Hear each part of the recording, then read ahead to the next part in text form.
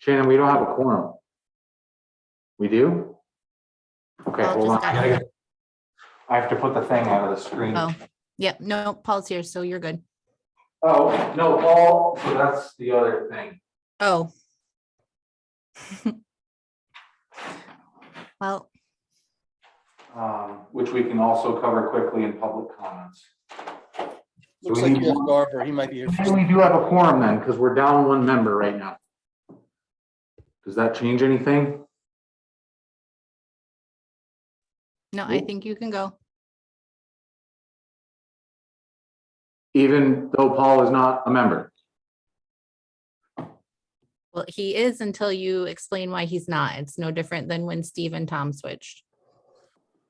Okay. All right, so we will call the meeting to order at 6:32, the Dover Trails and Recreation Committee meeting to order at 6:32 p.m. Public comments. Tommy, let's start with you.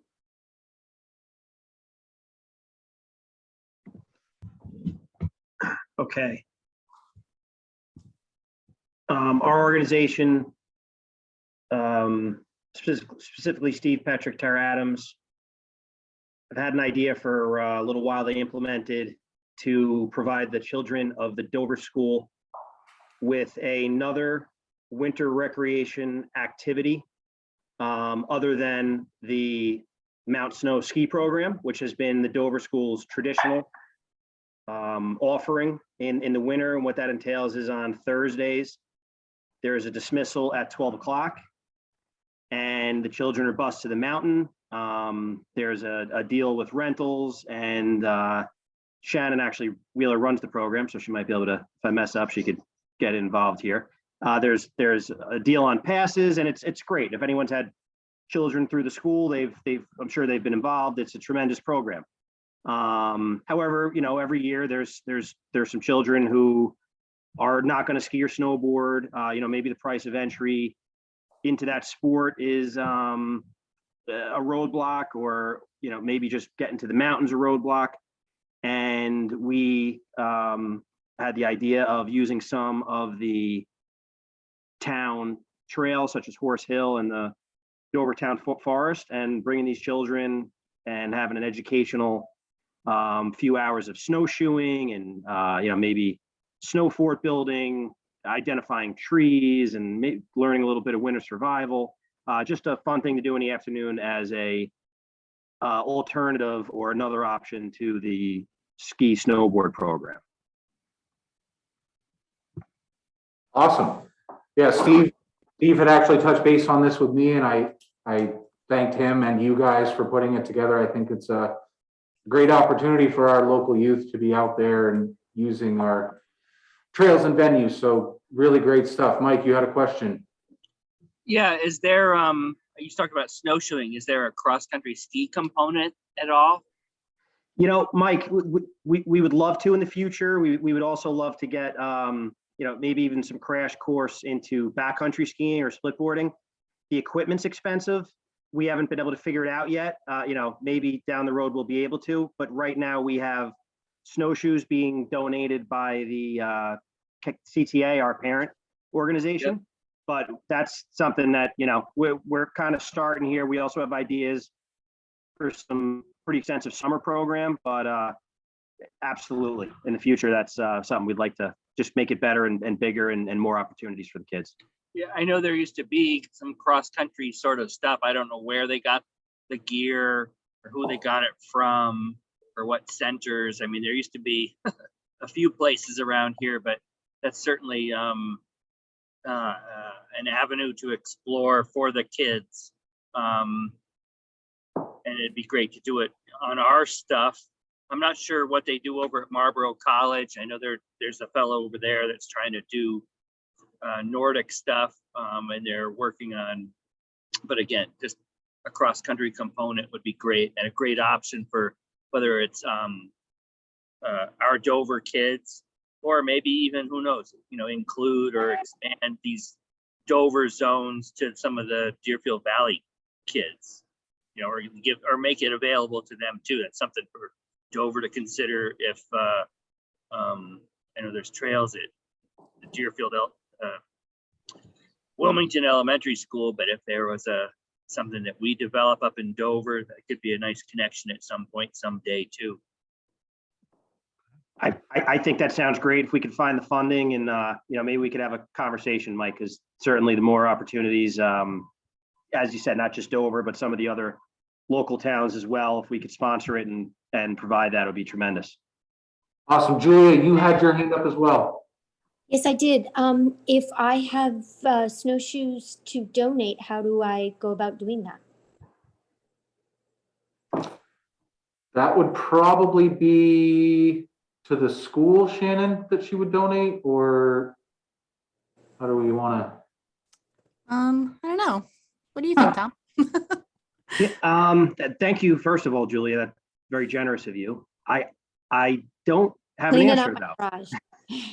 Yeah, maybe being that we have the access through CTA right now, and we're pretty good with snowshoes.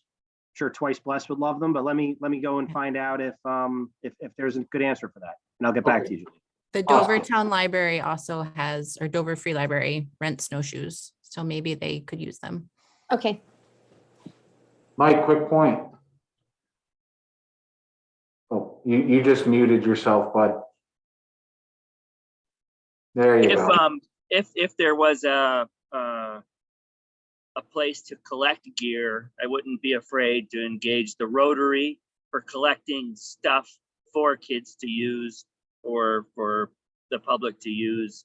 I know they welcome an opportunity to provide that kind of community service. Awesome. We will keep that in mind. We'll keep you posted. Okay, thanks, Mike.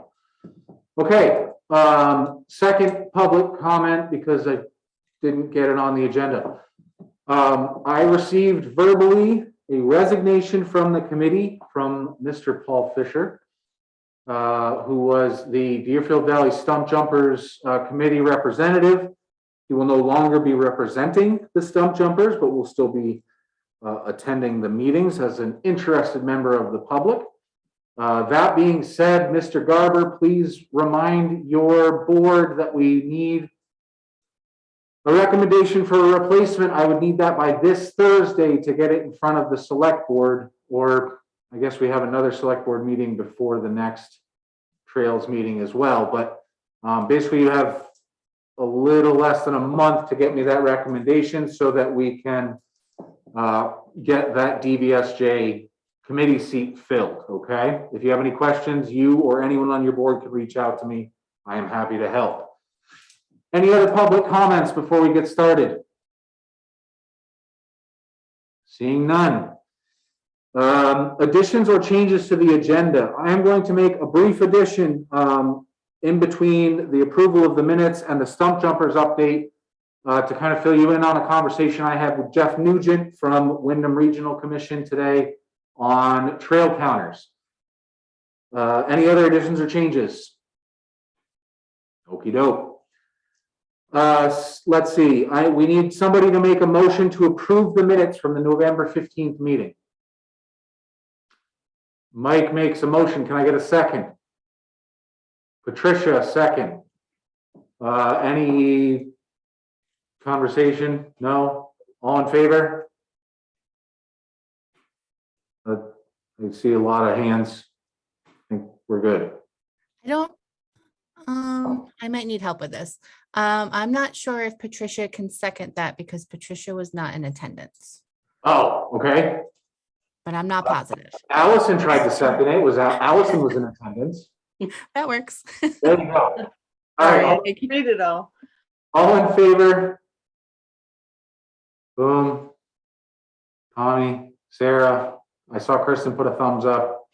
All right, so we're all set there. Okay. So this additional agenda item, just a brief update. I spoke to Jeff Nugent today, who is our go-to at the Wyndham Regional Commission as far as mapping and traffic data.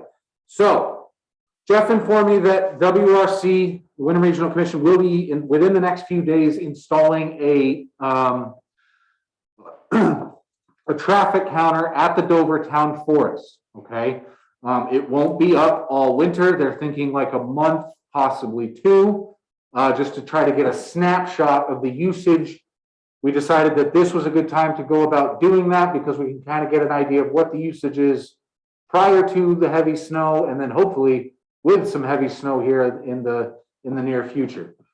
That also led to a longer conversation between Jeff and myself about the town of Dover actually purchasing a few of these traffic counters to keep at these locations permanently. And when I say locations, I'm talking the Dover TownForest, HoraceHill, the ValleyTrail, and the Crosstown trails, just to give us an idea that to give us a pile of data that we can be looking at for a 12-month period, year over year, to say, here's kind of what we're looking at in terms of usage on these properties, especially as we talk about the expansion of these properties, both with, the impending expansion of the parking lot and whatnot up at the TownForest, the impending expansion and creation of the recreational park on HoraceHill, and anything else we're doing.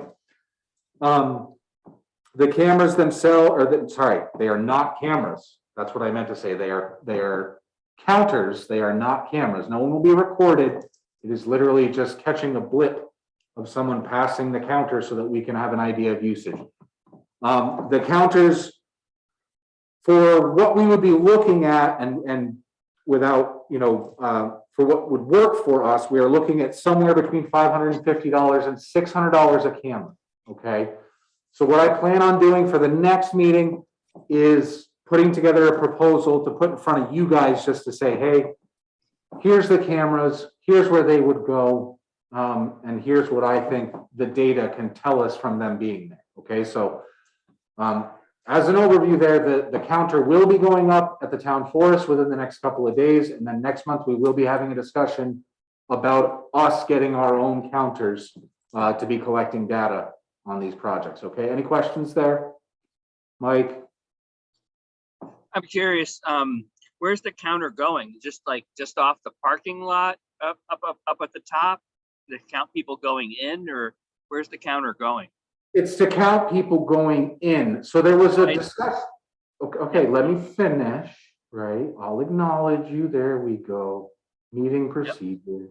Okay, so there was a conversation, where Jeff was referring to, like, okay, say at Dutch Hill, they have a location there where they can set the counter so that not only does it count the people coming in, but it's going to count, say, how many runs a skier takes on their track, right?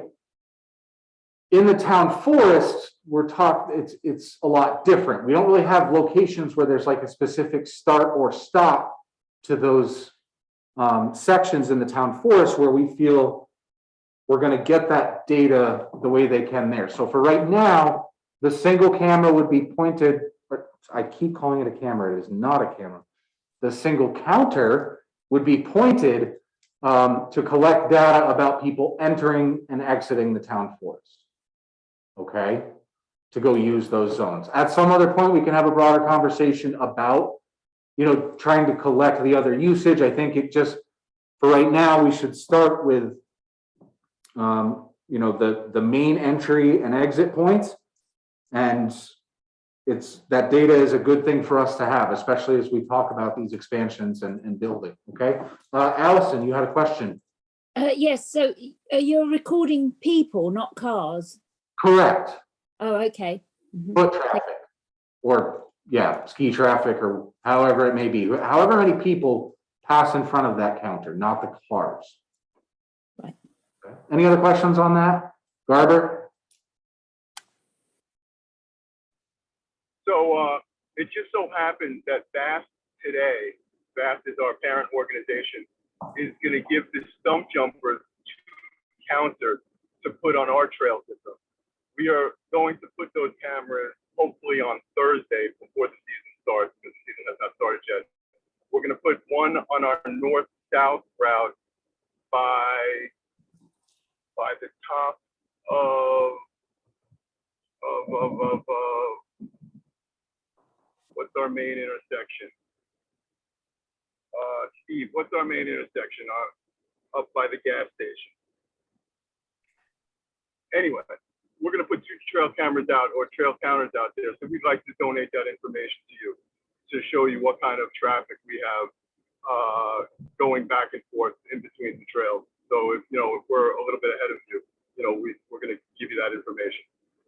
Very much appreciate that. And I also conveyed that to Jeff at Wyndham Regional that, if and when we purchase these counters, we'd be more than happy to share that data with him as well, so that they can then in turn use their own counters in other places as well. They won't need to use one here because we'll already have all of our own. And like I said, the major benefit to us is that we can have those up 12 months a year to be collecting data and not just looking at snapshots. We'd actually be looking at year-over-year data of usage on our trails and recreation venues, which I believe is quite important. Patricia, you had a question. It wasn't a question. I was thinking Chadwick's, but is it Werner's now? The gas station? WB. Yeah. Is And that? you're thinking for snowmobile traffic, that is? Yeah, that's what I was trying to help Mike out with where the counter might be. Gotcha. The old Chadwick's. Awesome. Yeah, appreciate that. Any other questions, comments on that? Perfect. We will discuss it again next month. Moving right along. And Paul, I know that you're not the committee member anymore, so either you or Mr. Garber provide us with a brief overview of what happened with the trail closure and what the remedy to that situation was or is. Yeah, I can, unless Mike, do you want to do that? You can do that, Paul. I didn't hear. Did you say me? Yeah, you can take it away. Okay, so the snowmobile trail that goes past the dam at Somerset Reservoir, which is Dover's snowmobile trail access to go points north and west, is going to be closed probably all of this season. There's Great River Hydro is the landowner around Somerset Reservoir, and they hired a logging company to do some work. The logging company has to do the work while the ground is frozen, and they prefer to just close the trail for the remainder of the season, as opposed to intermittent openings and closings for sled traffic when they're not working, which they think would slow them down. So short answer is access to the north for snowmobiles out of Dover is going to be not possible for this season, this snowmobile season. Okay. There was That was the short version. I can answer questions if anyone wants to know more details about locations or anything like that. So I had a question. There was talk of a potential workaround. Did that not come to fruition? I might throw it to Mike for that. There was talk about a reroute. This has been on their books for years, and there was talk of that from the beginning. I don't think we're going to have that this season. Technically, this is the Woodford Snowbusters Trail that's closed. It's going to be closed just at the termination of the Stump Jumpers territory. So I don't know if the Snowbusters have something planned. I don't think they do. If they do, it would be something new that we haven't heard about. Now, Mike, anything more up to date than that? Well, but although there might be two very smaller reroutes that can handle a very small amount of traffic to leave the Dover area, the bigger concern is that the Dover snowmobilers, as well as the Wilmington snowmobilers, are now going to be stuck within the area of the Deerfield Valley Stump Jumpers, which means they're not going to have a lot of riding outside of the area. So, we need everyone to be aware that there are going to be that many more snowmobilers kind of in these smaller trails of Dover. May it be the ValleyTrail. I mean, everyone's very aware. Our people are aware of putting the word out, making sure everybody respects the trails and the speed limits. But there is going to be a concern that the snowmobilers are stuck in this small territory. So we just want everyone to be aware that that is happening. And correct me, you said you believe this is an issue for this year alone? Yeah. Sorry, go ahead, Mike. Well, I talked to Great River Hydro today, and they were pretty positive that the loggers were doing a very speedy job, and they gave me the number 95% certain that it would be just this year. Okay. Okay, any other questions for, on the snowmobile piece? Kristen? Yeah, just a quick question. That doesn't impact, this may be a stupid question, but that doesn't impact cross-country skiing or snowshoeing. It's just motorized traffic. So the trail, this is the vast trail is trail C100. It goes up sort of between Dover Hills and Route 100. It crosses Route 100 near Triple Tree and then heads towards Somerset Reservoir. About a mile west of Car Route 100 is where it'll be closed. There's an intersection there to get to Triple Tree. So sleds can go there and any snow travelers, cross-country ski, snowshoers. Vast felt very strongly that the trail be closed there for a variety of reasons. If people that are non-motorized go past that, I don't know. I can't say that's okay or not. It's not within our purview. But this is everything the Stump Jumpers is talking about is that motorized traffic, sled traffic is definitely prohibited past the Triple Tree intersection. So I know that's not a complete answer, but that's the most that we can speak to. All right. Mike and Paul, thank you very much for your update there. Yeah, for sure. But seems like every avenue was traveled to try to remedy the situation. So thank you guys for putting your time in on that. Moving right along, a very brief ice rink update. So we are officially tabling our conversation as far as an ice rink is concerned. This is for a number of reasons. Obviously, number one being that it's definitely out of the question for this year, right?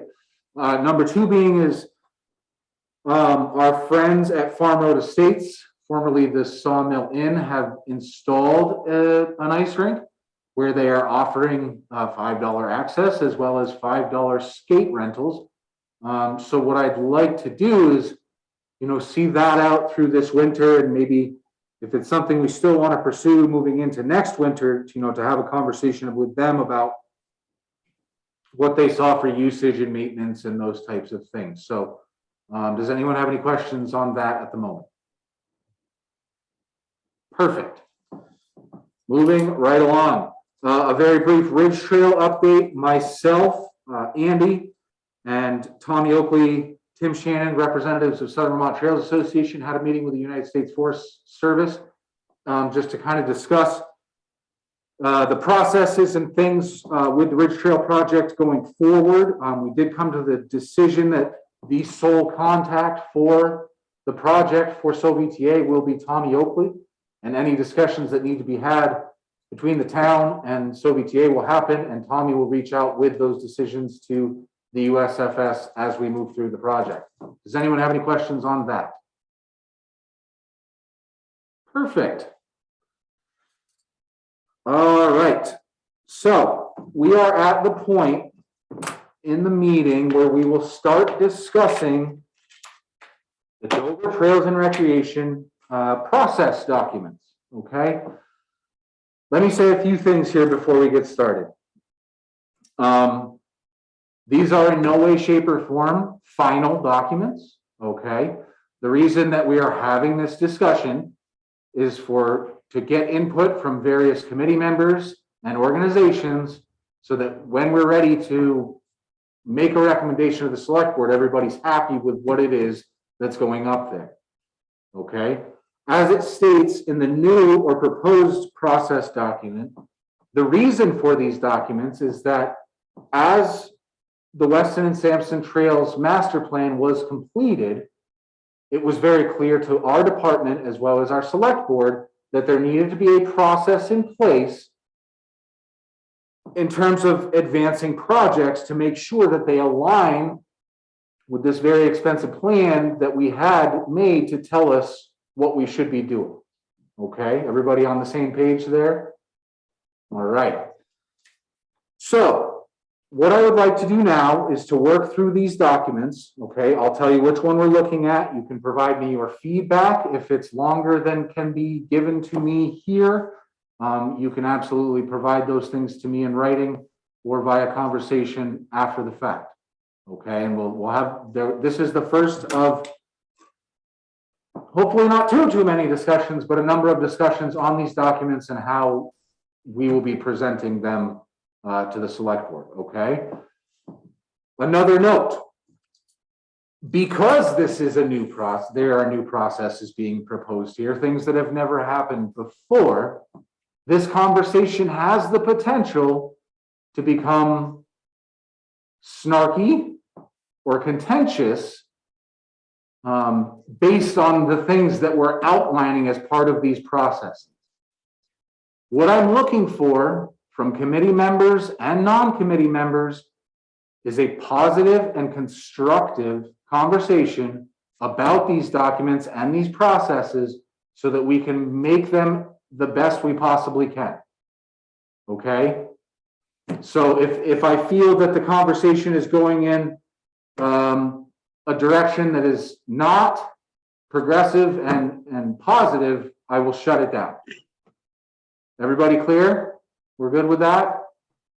Okay, awesome.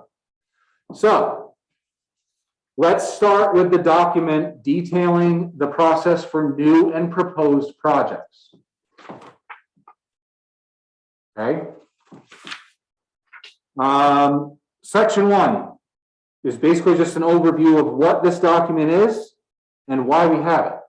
Okay, any questions there? Has everybody had a chance to read through this stuff? Eric, Yeah, I'm not sure which document that is. that Is is, that the it's, new proposed project questionnaire?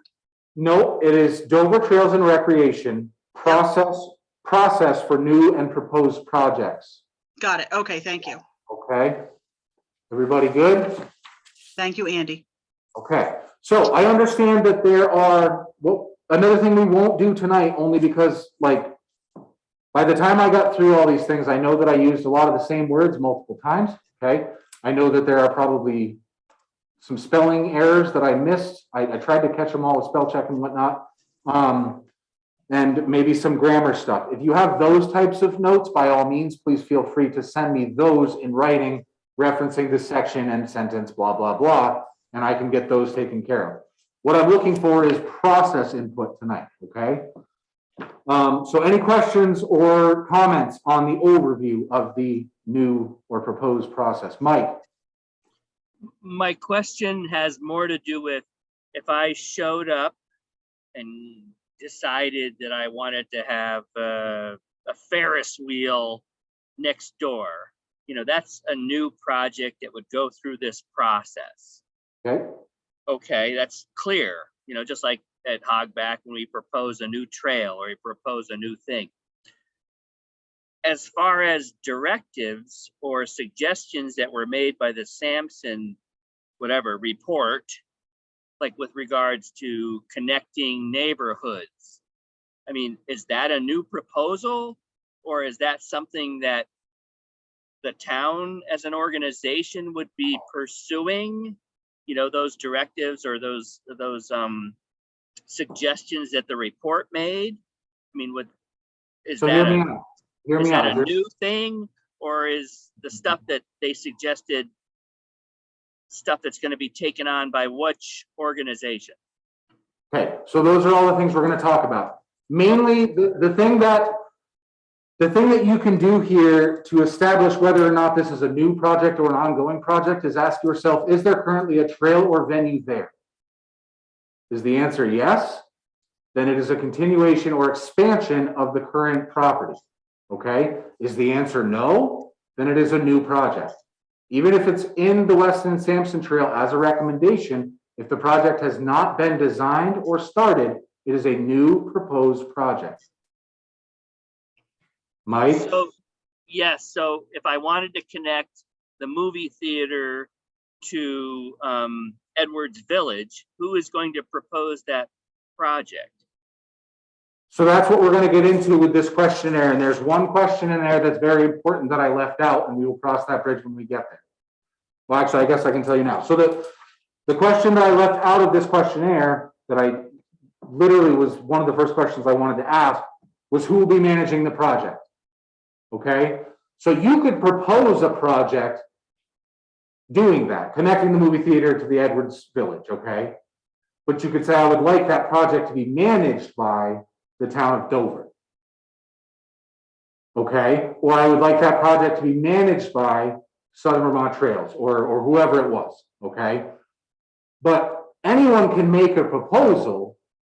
What these documents are doing is making sure that those proposals align with what's outlined in the Weston and Sampson plan. So you use the example of a Ferris wheel. There wasn't a Ferris wheel in Weston and Sampson, right? And I'm making a joke here, but there wasn't a Ferris wheel, so we would automatically say, well, that's not something that was outlined in the Weston and Sampson plan. So that's not a discussion we're moving forward with at this time. You know what I'm saying? Not to say we're not open to new ideas, but there are generalities in that plan that kind of guide us. They literally give us a roadmap to success as far as our trails and recreation venues go. So that's kind of where these documents are guiding us. Does that make sense? It does, only in the sense of often new proposals generally tend to favor an interest group per se, versus say a connector to Edwards Village would, benefit the community, whether they be snowshoers, mountain bikers, snowmobilers, or whatever. So that's why I was, my question had to do with, I don't know, why Hoot Toot and Whistle or Southern Vermont Trails would say, oh, okay, I'll figure out how to connect Edwards Village to the movie theater because all of our mountain bikers want to go to the movie theater, That's And that's also why- some so- seem more municipal in nature rather than special interest. Okay. So again, all new proposals will be reviewed. It's just if they don't meet the guidelines, like there may be additional discussions either between our department and the proposee, the Trails Committee and the proposee, or the Select Board and the proposee. Does that make sense? It's going through three separate groups of people to get to the approval point. That being said, and I meant to say this before we started, I'm not doing this in an intention of dragging out projects and making them much longer or long-winded than they need to be, okay? If you do this correctly, you could literally have your project approved in a month, right? You get the documents to the Economic Development Department, we have the discussions, you put the proposal together for the Trails Committee, and then it's in front of this, potentially in front of the Select Board for approval at the next meeting. So you're looking at a month, possibly less, of this process to get your project approved. But what it does is it keeps us from willy-nilly saying, oh, it's Thursday and this Saturday we're gonna go out and build a bunch of new trails. You know what I'm saying? Okay. So, any other questions on the overview? I know that the Trails audience camera has fallen down. Scott's still here with me, but that's about it, right? That's his foot. Section 2, new and potential projects. These are some rules that are outlined. Any questions, comments, or concerns on the rules outlined in Section 2?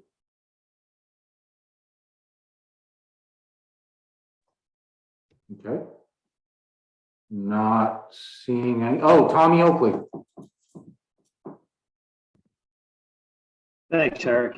Let me just pull that up. So yeah, so discussing this with my board, as well as with our two parent organizations, CTA and VEMBA. The only issue we have is around the private landowner agreements, or private landowner looking for permission from the town to speak to private landowners. Our insurance requirements require us to be the relationship and hold that with the private landowners. So we're looking for some clarity. I don't know if it's a language thing, but that's probably going to be very difficult for us. Okay, so if that is the case for your insurance policies and the way the process runs through CTA or VIMBA, then that's a situation where when that initial contact is made, the town would like to be there as well. You know what I'm saying? Like if it's a connection of a town project, say HoraceHill, the TownForest, we would like to be a part of the conversation with those private landowners because we if it's a town-held project, we are held responsible if an organization tells us, oh, well, we talked to the landowner, we have an agreement, everything's good to go. We move forward with the project, and that's not actually the case. We are the ones who would be held responsible if that agreement or conversation wasn't in place. Do you understand what I'm saying?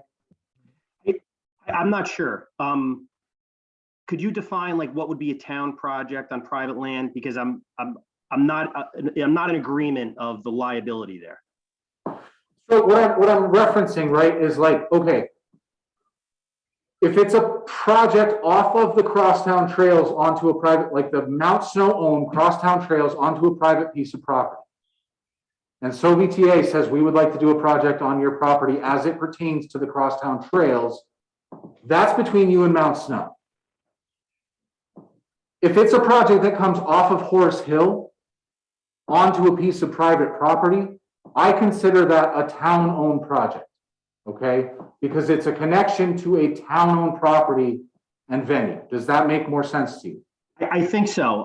However, I would just say that because wording has to be careful here, then maybe it should be worded more when connected to town land, right? Because the way I'm reading this right now, it would almost seem like Mount Snow, the United States Forest Service, any private party within the town of Dover would have to ask for permission. Right. So, okay, so it ties, the reason this is worded the way it was is that it ties back into the piece above it about contact being made with private landowners with the assumption that like, hey, I'm here on behalf of the town of Dover. Okay. That I agree 100%. No one should ever represent. I guess for us, it's more, we have relationships in place, with the good relationships. They might change if now those relationships have to be shared with the town of Dover, or if they introduced us to a friend that's a neighbor with 100 acres and we have to say, hey, hold on a minute, let me come bring the town of Dover in and the three of us will have a conversation. We expect that we would always come and make the town of Dover aware. We just think it's tricky, that's all. As you said. Yep, I appreciate the input, Tommy. Sarah, you had a comment. I just wanted to say, I'm thinking, and I understand what you're saying, Tom. I just think that what Eric's trying to do, at least my understanding, is we're also trying to have it so everybody's on the same page. So it's not necessarily that you're not going to have relationships with landowners and that those landowners are abutting town property where whatever happens on their land is going to be tying into the town. But everybody needs to know going in what's going on. And there is something in here that says, unless specifically instructed in writing. So there could be, it's a simple letter from Eric that says, we expect you to be negotiating this on, with the town's needs in mind, kind of thing. It's not excluding you from that opportunity. So Tommy, am I getting that right, Eric, or am I? Yes, you are. So on that point, Tommy, would that appease you guys to say like, hey, like, I know it seems like an extra step, but you reach out to us and say, hey, we have this project we're looking at on a piece of private landowner property, like just to let you know we're going to be contacting them, just so that we have a chance to say like, hey, we kind of feel like that's attached to a town property, or no, absolutely, go ahead. No problem. Anything attached to a town property is zero issue. Okay. Again, and forgive me because quite frankly, the time we have allotted for this, I don't think will be suffice. So I do not want to take everybody's, this might be a further discussion. The wording as it is right now does not make that, it doesn't make that I'm losing my train of thought. There's a lack of clarity. Lack of clarity. Thank you, Sarah. So the way it's worded, again, anything that connects to town land, I think that's a no-brainer. However, if it's not, right now, just the way that I discuss this with my board, as well as our two parent organizations, to have to get permission to talk to a private landowner for a project that does not abut or connect to a town trail, we would not be comfortable with saying we're okay with that. Okay. And again, I can't make these decisions on my own on the fly. This is a bit. Sarah. if you don't mind, I'm happy to take a swing at working that language a little bit to see if we can make it something more to address Tom's concern. By all means, I would appreciate it. Sure. Any other questions, concerns, comments in section 2? I would just like you guys to know that the stump jumpers have the same concern as VTA. Okay, so we agree that if you want us to reach out to abutting landowners to town trails, we can do that. But to give you the list of landowners for all of our trails is completely ridiculous. Okay, I'm not, okay. So Sarah's gonna take a swing at that language. The biggest piece in these rules for me, okay, is that no contact be made with these private landowners under the assumption that you are any way, shape, or form associated with the town of Dover. Okay, that's the piece that's gonna send things off the rails. That's gonna make it so that you don't have access to continue with projects on town properties. Okay, that's like the big sticky one in there, because it's not one occasion that this has occurred, and it's not one organization or individual in which this has occurred.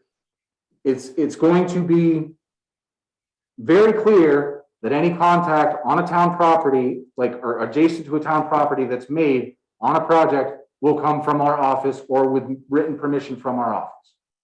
Okay? Perfect. Again, if you have additional thoughts, questions, concerns after this meeting, please feel free to provide them to me in writing. We're going to have more than one conversation about this. I understand that 20 minutes to go over all of this was not a lot, but it's how it fit into the agenda. So we'll have multiple conversations. We're going to try to work through it. Okay, section 3, project classification. So basically, like I said to Mike, if there's not a trailer venue there, it's a new project. Okay, if there is a trailer venue there and you want to expand on it, it's a new project. Okay, make major alterations to plans of a previously approved project. So if you get a project approved, go to implement and say, whoa, this doesn't actually work the way that we presented it and it was approved, it's coming back. Okay, to say, look, this is actually how it needs to be. The process will be quick, it'll be easy, but we just can't have projects being approved and then coming out completely differently and saying, well, I was approved for it, but we had to change it like crazy. Any questions about whether or not an alteration to a project would be massive, considered major alteration, can first be directed to economic development, at which point you may receive, a judgment from us that just says, no, that's fine. As far as our department is concerned, go ahead and move forward with the project. Tommy, you have a question? Yes, real quick one.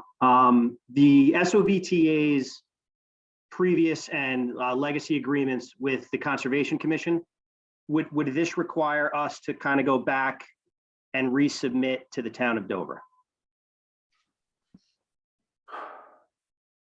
As far as any new projects are concerned, I would think so. Andy, am I wrong there?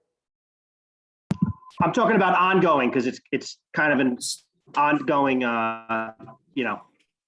So I can't speak for the Board of Selectmen or for you, Eric, but and I probably shouldn't even speak for the Conservation Commission, but in my opinion, being a member of the Conservation Commission, basically when we act, we are the town of Dover.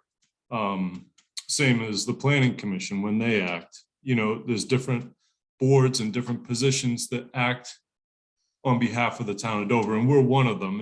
And when we determine that what you presented to us fits in the TownForest plan, that's the go-ahead from the town of Dover, and we can give that to Eric, and I think we'll be fine. We'll okay that with the other Conservation Commission people and the select board and everything, but I think, Tommy, you're just fine.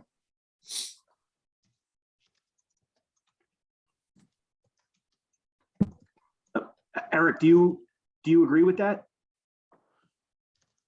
Or do you want to circle back on this one as well? We can, again, we can get more clarification moving forward. I think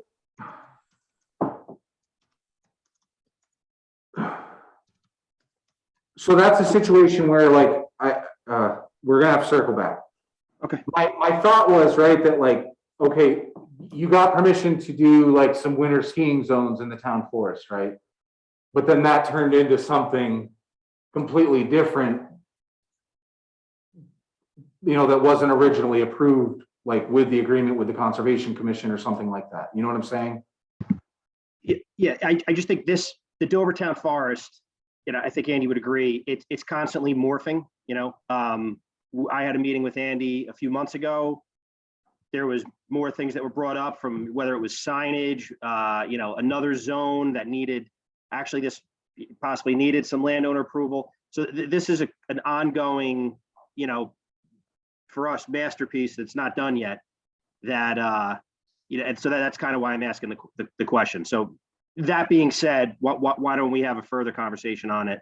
Yeah, I mean, I think things like signage or any of those things, like that's, in my mind, is maintenance. What I'm talking about, and even the cutting of additional skiing zones, right? Because you're cutting some branches and opening up the forest to allow for additional skiing zones. Those are not the things I'm concerned about. The things I'm concerned about are shovel to the ground trails through the town forest that were not previously approved projects. Does that clarify it any more? Yes? Yeah, that makes sense. Okay, Sarah Shippey.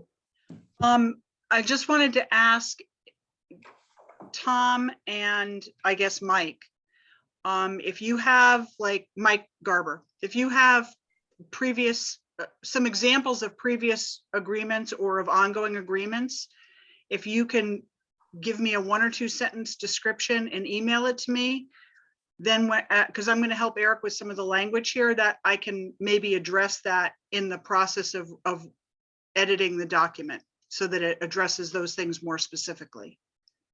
Is that something you guys could do? I'll get that right to you. Yeah, absolutely. Fantastic, thank you. I'll put my, can I put oh, I can't put anything in. I was going to put my email in there. If you email it to Eric, it'll get to me. Yes, please send it to me. I'll get it to Sarah. Okay. Thank you guys for agreeing to do that. I just think that way I can address it directly. Right. And I knew when I put this together that there would be gray areas from exactly what you bring up, Tommy. So that, thank you for the input. We'll get it, so that it's clear and concise and everybody knows exactly what the procedures are. Okay. Ongoing projects. So any and all project that was previously approved for construction implementation by the select board. Maintenance to existing trails and venues. I would still so as you're going through these projects saying, if it was a project proposed in phases, there's a requirement later on in the document that you let us know when you've completed a phase and when you're starting the next one. Okay, because there's the potential on some of these projects to span multiple seasons or years, depending on the size of the project. Does that make sense? Okay, cool. So Sarah and I will take a deeper dive into the exact wording and specs in that section to make sure that it's clear and concise as to what constitutes a new and proposed project and what would be considered an ongoing project. Andy. In that process, I would just ask that you include the Conservation Commission in the discussion of how it works with the town forest. Absolutely. Thank you. Yep. Okay, so moving right along. Or any other questions, concerns, comments on section 3 at the moment? No. Okay. Section 4, the required project questionnaire.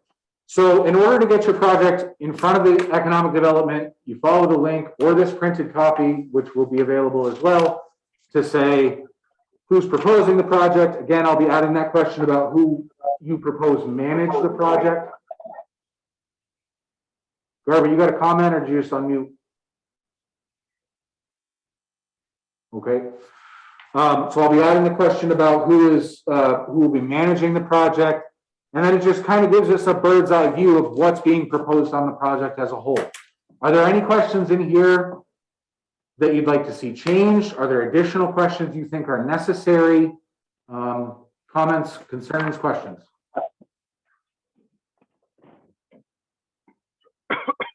Patricia?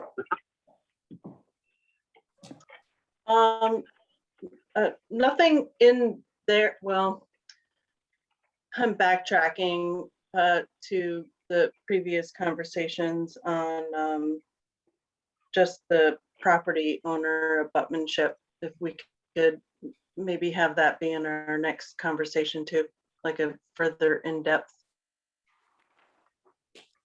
Because I understand when people are in the backcountry, they don't know, you know, whose property they're going on, and some people just will poach, and I'm backtracking, so. No, that's okay. So that was part of why, as I put the property owner question, are there any privately owned properties involved with the implementation of this project proposal? Mark, Yeah, only- so if that could be like further implemented into the upcoming projects or new projects, like Right. really defined. Okay. Okay. All right, why don't you send me a note on what it is that you're saying there, just so that I'm clear on where you're looking for that to be. Okay, sorry, I was backtracking, so. No, that's okay. Other questions, comments, concerns on the questionnaire? Okay. Moving right along. So you submit the questionnaire. What that does, even if you don't come forward and say, hey, I think this is involving a private property or a private landowner property from the town property, telling us where the project is and giving us a general idea of the scope of the project allows us to understand any private landowners that may be involved in the project, whether or not you know about them or not, okay? So it gets in front of the Economic Development Department. We look through it. We help you to figure out any, again, any contact that needs to be made with the private landowners, and also helps us to establish an answer on whether or not any permits from the state level are going to be required to complete your project. Okay, does that make sense? I know that SOVTA is rather well versed in reaching out to to get jurisdictional opinions and things like that, whereas a lot of other individuals or groups may not be, which is where Dover is going to be helpful in that process. Okay, any policy, and it's not actually in the rules, but any jurisdictional opinions or Act 250 permits that are going to be submitted based on projects for town-owned properties will have myself included in the email string moving forward. As far as projects outside of town properties, we obviously have no control over that. But when it comes to town properties, the Economic Development Department will be looped into that process, again, to cover our own bases and so that we have access to updates as they come in. Does that make sense to everybody? Tommy? Eric, it does make sense. And I would just say, I think what you're saying makes complete sense, but the wording, again, maybe just a note for Sarah there. I'm reading that not for town property, but I'm reading that again, that the town would have to be in charge of permitting for private property that was not a project that ran into town property. So I agree with what you're saying. I think Eric, if you don't mind, I think what I'm considering in terms of addressing it is the paragraph at the top that delineates the difference between private landowner parcels that abut town property, and projects on town property, so that those categories are clarified, so that category 1 really is not part of what this is involved in. Was that less than clear? I think if the document starts by saying give some more specifics about what kinds of projects would be or would not be included in this. Okay. Tommy, does that make any more sense to you, or? It does. It does make sense. I would just have to kind of go back to my board as well as if this is going to be a binding document and just check if that would be, acceptable. Okay, perfect. So if you don't mind, just ask, like, I can try to get you an example of that prior to the next meeting for you to discuss with them. I'll try to get it out to everybody before the next meeting to kind of look at again, so that you have time to discuss with your board again, the way it's been altered to address that situation, okay? Okay, Andy, you had a question, comment, concern?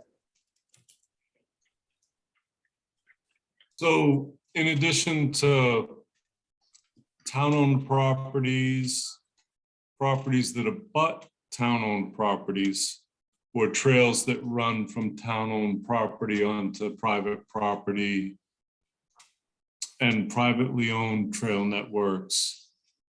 One of the things I think you're considering here are projects that are funded by the town that might not be on town property. And I think maybe, the town would want some level of involvement, maybe not as much as on a town-owned property, but if the people are going to invest money in a trail system, they may have some interest in assuring that, the landowner permissions are up to our specs and et cetera, et cetera. We've done some work on this. I do have some landowner permission forms that we did write and had vetted by attorneys, which I can forward to you. Okay.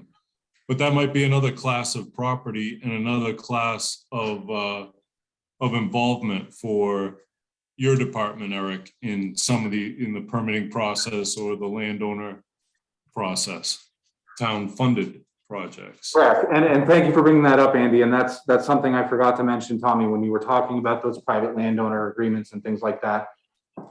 If it is a project that is funded by the town of Dover, that's when we want to be a part of that conversation as well. Does that make sense? Like, if you guys are getting your own grants and going out and implementing these projects, by all means, you are responsible for landowner agreements, you are responsible for your own Act 250s, with the understanding that a slip up or non-compliance as far as that stuff goes could affect the town and all the organizations in it. You guys obviously know that. You've been doing the trails thing for a long time.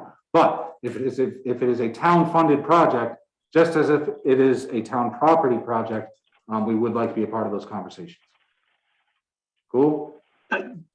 Makes total sense, and it's a good point Andy brings up. There's really like three classifications. There's three tiers. There's town-owned property. There's private property connecting to a trail network with town funding, and then there's private property without town funding.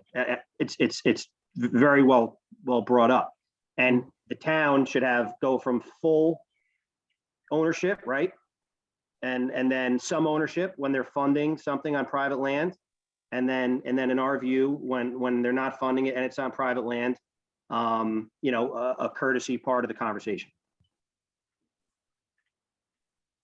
Okay. Thank you for the input. Okay. So we're obviously, it's already 7:30. We're obviously not going to, let's go through the last couple of sections. So again, get that questionnaire in. It has the economic development review. At that point, you'll move forward to a full project proposal, which is the next following documents, okay? The Dover Trails and Recreation new proposed project work plan guidelines, okay? And the Dover Trails and Recreation new proposed project budget form, okay?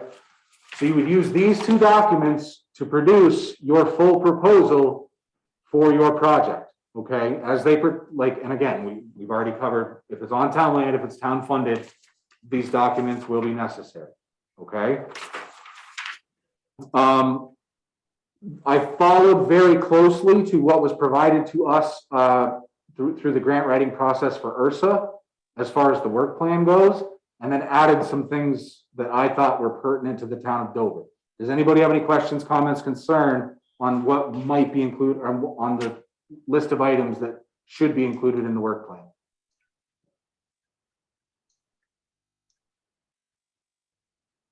Okay. The budget is pretty straightforward. You tell us where the money's going, you know, whether or not you have any grant match, is the town funding the entire process? If you're using volunteers or things of that nature, like what is the dollar value of those volunteers, hourly and things like that? Does that make sense to everybody? Okay.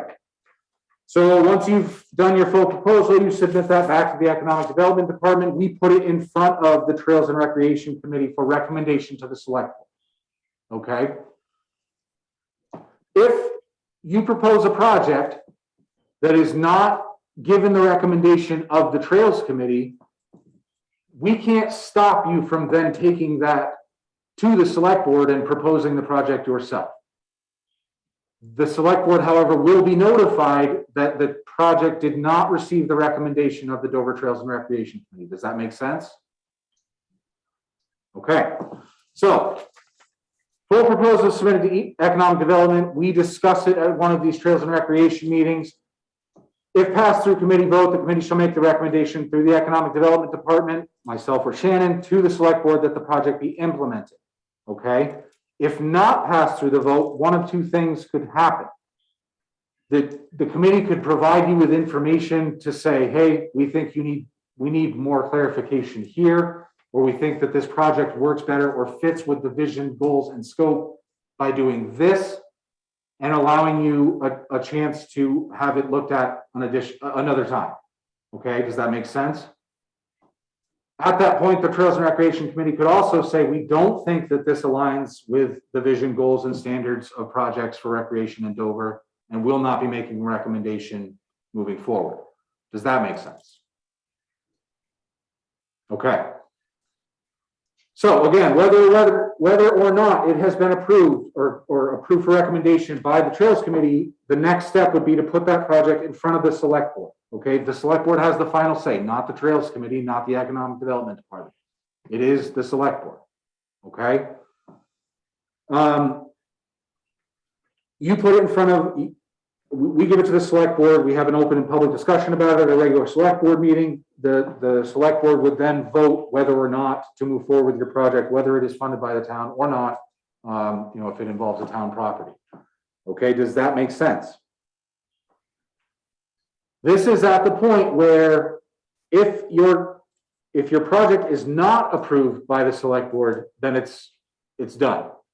Okay, it's not going to be implemented within the town of Dover based on the recommendations or the approval of the Select Board. Does that make sense? Tommy? Eric, I'm sorry for, I'm beating a dead horse here. It makes sense unless it's on private with town properties. Yes. Yeah. So Sarah and I will literally go through this entire document and make sure that it is very clear that these rules state for town funded projects or on town properties. Okay. Or properties that are adjacent or abutting town properties. Cool.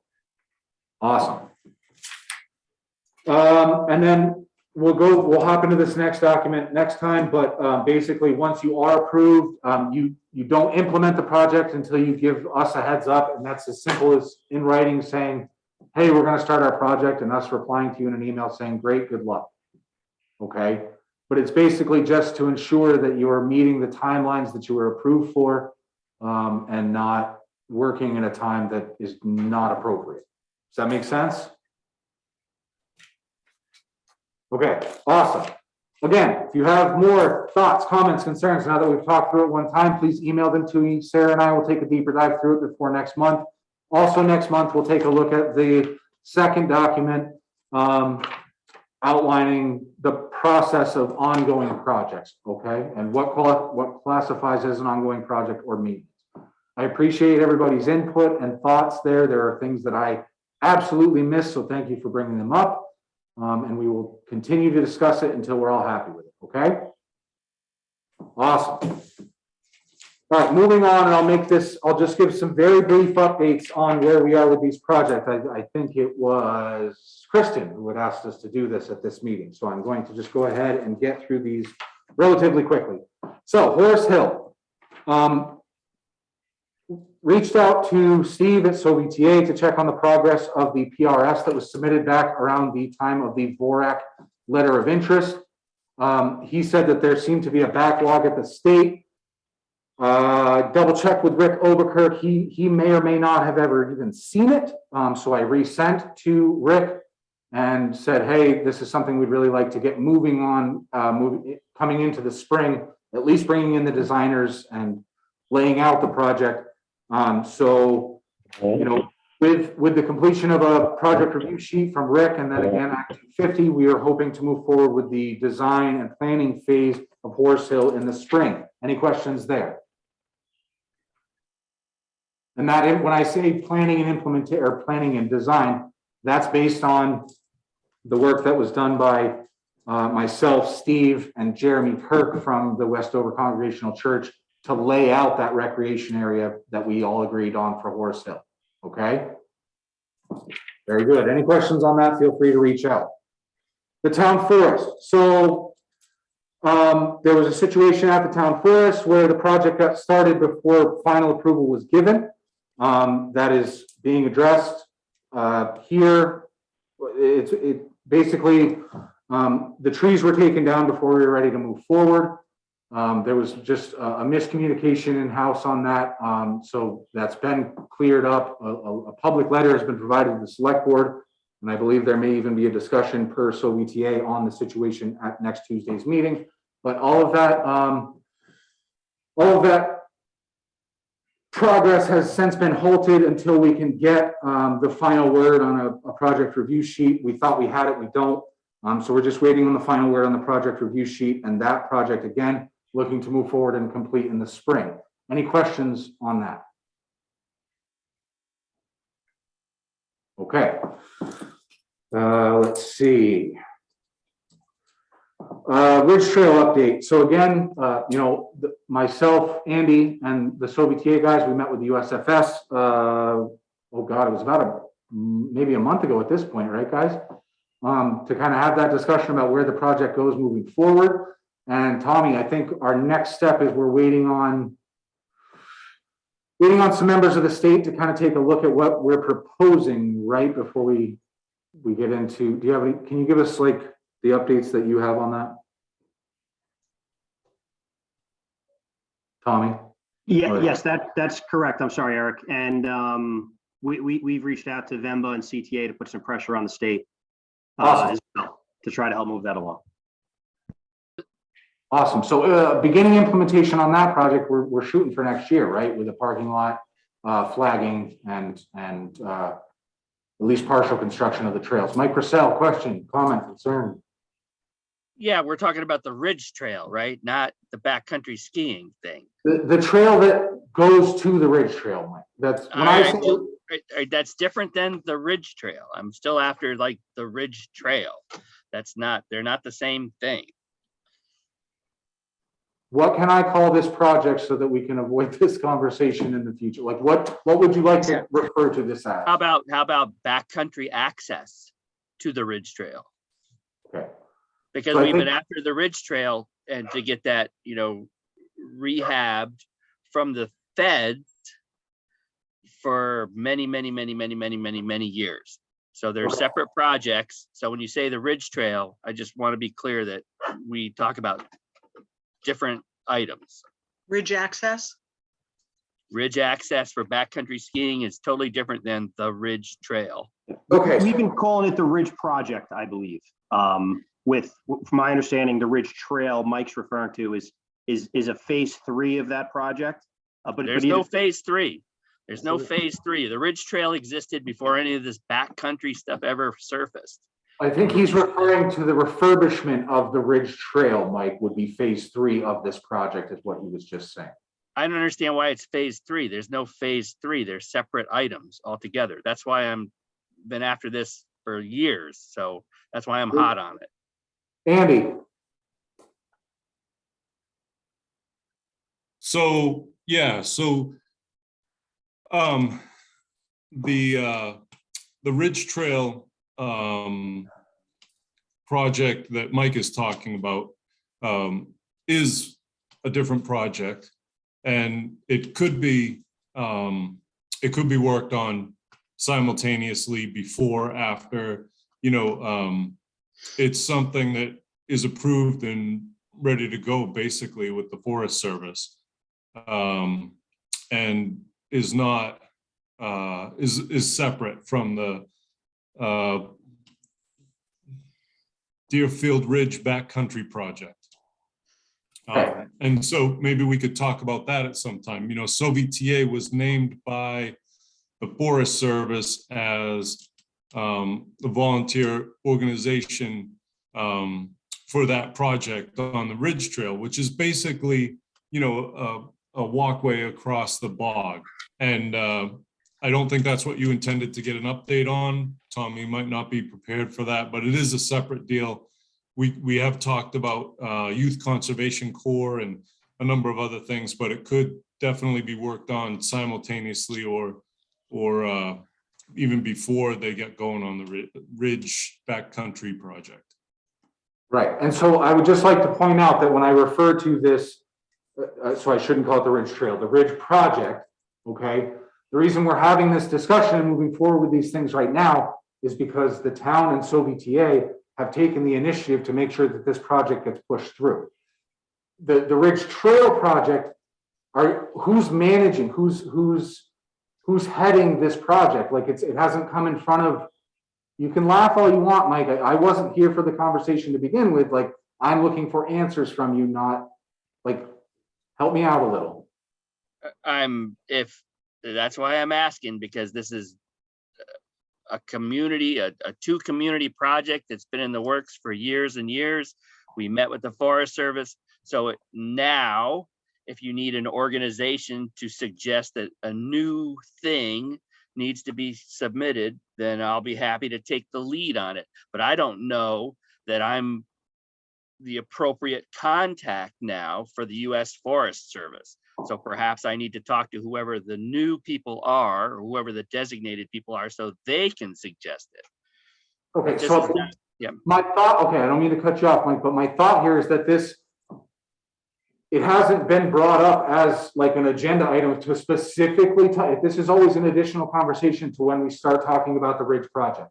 So if it's something you would like to have that conversation with and say, hey, here's the work that's already been done. Here's how, I think the town of Dover should take it and run with it. I'm happy to do that. Okay. Awesome. Tommy. Just real quick, I would just say, Mike, first of all, I think we probably want the same thing. And I might be speaking from a knowledge that I don't have, that you have historically. My understanding is that everything we're discussing is part of the Somerset IRP. You and I should, we'll have a conversation, because, we probably both want a great thing to happen. And I'll let you know everything we understand, and then we could go from there. And if we want to bring it back to this forum, we could go ahead and do that. Perfect. Any updates on the Ridge Trail or Ridge Project that come through, we will absolutely be sure to share them with you, either myself or Tommy. Okay, any other questions or comments, concerns there? Perfect. Last update, ValleyTrailA-. So I'm in the process of working with Travis to come down and paint out the tentative layout of the bridge on the Kirsten side of the river in order to get them to agree to move forward with signing the easement and getting the project going there. We have hopped somewhat back to square one at One Bogle Road as the owner who we had verbally received a commitment from to sign the easement has since sold the property, and we will now be talking with the new property owners to get that easement signed to complete the property or to complete the project. Fuss and O'Neill is still in the process of helping us get through that easement stuff and working with the designers who we have a full proposal from, but we can't get the select board to agree to sign the proposal and contract until we're sure that we have those easements signed. So it's a chicken and egg type of situation, but we will get those easements taken care of as quickly as possible. Looking for implementation on that ASAP. That doesn't mean a whole lot until we have those easements. Any questions or comments there? All right. Our next Trails meeting, the second Tuesday in February, will be February 8th from 6:30 till we get done.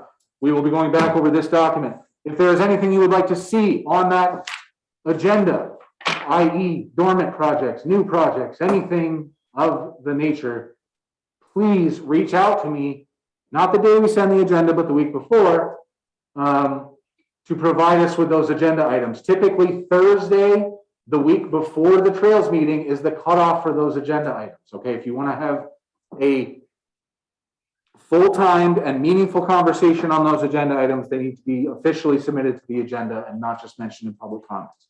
Okay, anything else? All right, all set. Can I have a motion to adjourn? Sarah makes a motion to adjourn, second. All in favor? All right, thank you guys. We'll see you next month. Thank you, Eric.